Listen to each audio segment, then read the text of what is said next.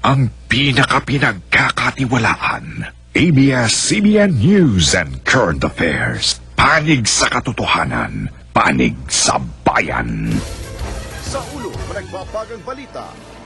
Mas murang premium rice, ibinibenta ng NFA. Fast food chains, magsisimula ng mag-serve ng kalahating kanin sa mga customer. Exclusive, Pesteng Rice Black Bag, sumalakay sa Aurora. Exclusive, dating Pangulong Cory Aquino, magandang tanggap ng katawan sa chemotherapy. Exclusive, 3 patay, 6 nawawala sa paglubog ng bangka sa Sarangani. Bata, iniligtas ang sarili sa sunog. 249 million peso jackpot sa Super Lotto, iisa ang panalo. At inisang bar top notcher, di pumasa sa UP Law Entrance Exam. Bagong pisang butiki, 2 ang ulo.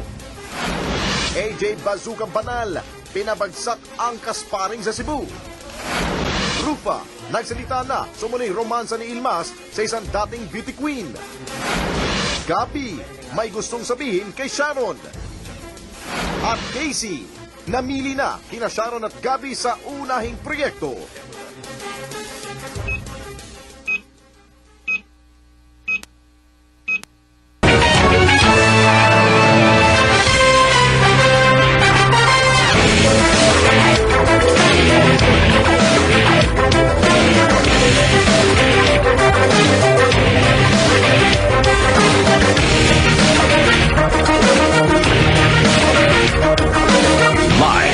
Mula sa ABS-CBN News Center, Manila, ito ang TV Patrol World!